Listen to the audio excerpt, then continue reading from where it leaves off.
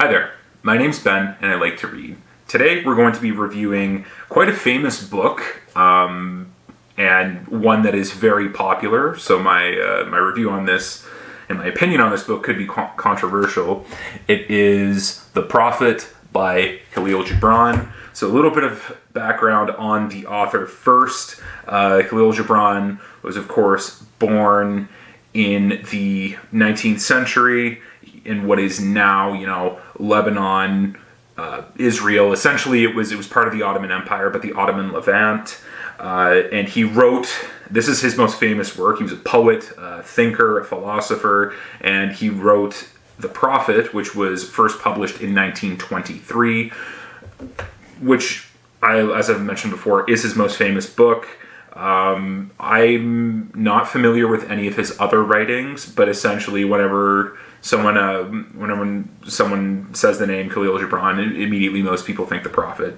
So essentially what this is, it's essentially a manuscript following this titular prophet who's going around and preaching his philosophy of life. Or I shouldn't say philosophy of life because that might get confused with Nietzsche's philosophy of life and everything like that. It's more so just his the way that he views the world, and this is essentially Gibran is using the prophet in this book in order to as a mouthpiece for his philosophy. So in a narrative device, it is very similar to Nietzsche's Thus Spoke Zarathustra. However, a lot of people have, at least that I've spoken to, have considered this book to be a little bit more digestible than Nietzsche's book, even though they don't necessarily speak about the same thing. This one, I gotta say, it's short. It's like 115 pages, maybe. The version that I have, it's got some nice drawings in there.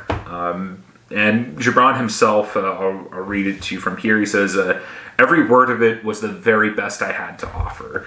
And no doubt, I mean, there is some insightful stuff in here. As someone who has read Thus Spoke Zarathustra, it's a discount. Thus Spoke Zarathustra, which is a little bit more, mystical and self-righteous, I would say. I personally, I mean, the language is beautiful. Gibran is a fantastic poet.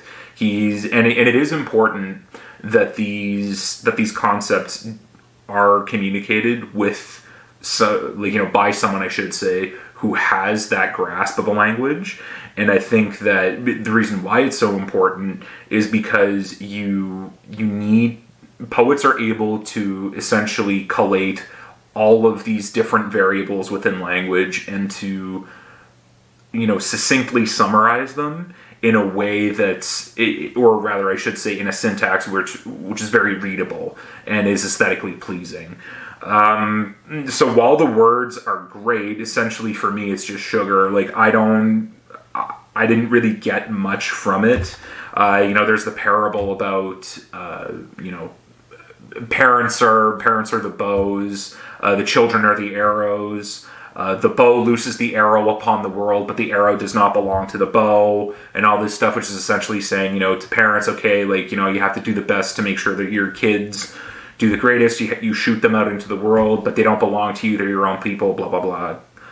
All that other stuff. I mean, like I said, discount Thus Spoke Zarathustra without any of the actual...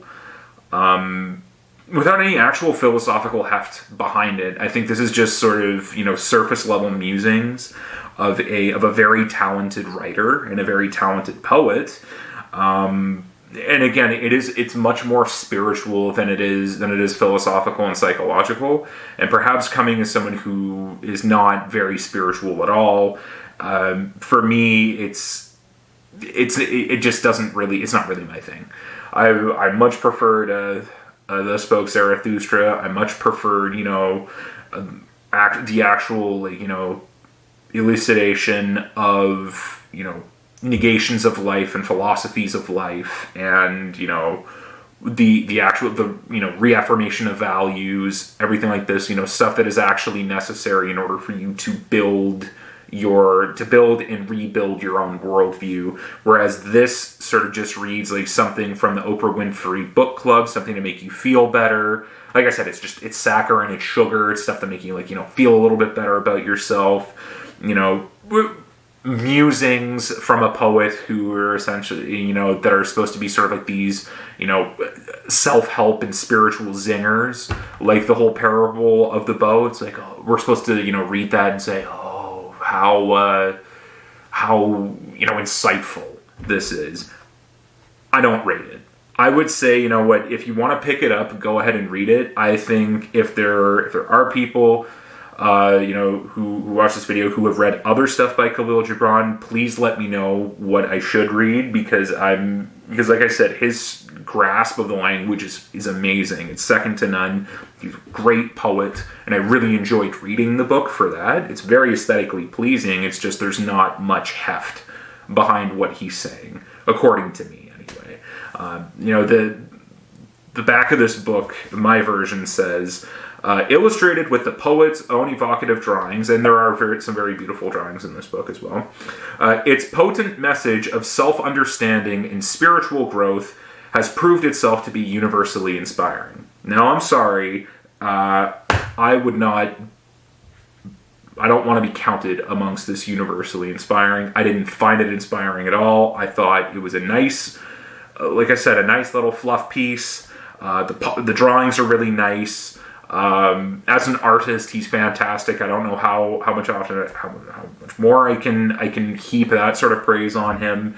But with regards to anything of actual value, it's a bust for me. Like, if there was some prophet going around saying all this stuff, I'd just be like, what the dog doing? Like, what are you doing? I am not gonna follow you. I'm not gonna take anything that you say seriously, everything like that. It's not, it doesn't, to me, it didn't make me think. And I think that's the book's biggest shortfall, is that everything that I read in it, it's like, okay, yeah, you can sort of get this from a particular view of the world, and it's not, like, I don't know, it didn't really have much value to me, and it wasn't that deep. It doesn't make you think. That's its biggest crime of this book, and it's terrible because the language is it's a really pleasant read. I just wish there was a little bit of, I wish there was a fist of iron within that glove of satin. It wasn't that good. So I'm gonna have to recommend, if you're interested in this sort of spiritual musings and whatever, go ahead. Maybe you're gonna enjoy it, and I sincerely hope that you do. I think you should read it, again, just because, like I said, even the stinkers like East of Eden should be read, just so that way But with this one, honestly, I mean, I will personally say skip this one out.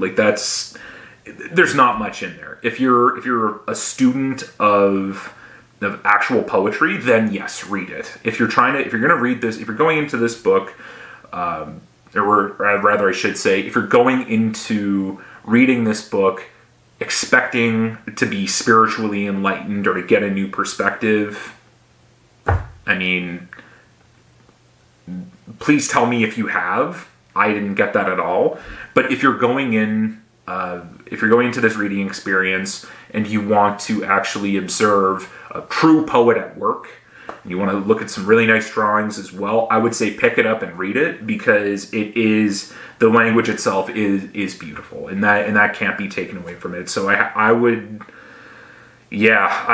say if you read it for the poetry, don't read it for the actual substance, because there is none. I was out there trying to figure out where the hell the meaning is, where the substance is, because it's nothing. It's just like an empty suit, if you will. So yeah, if you've read it, let me know what your thoughts were in the comments below. If you haven't, I would say, like I said, feel free to skip out on it for the whole philosophical musings. But I mean, if you do end up deciding to read it, pick it up and let me know what your thoughts were in the comments below. Thank you so much.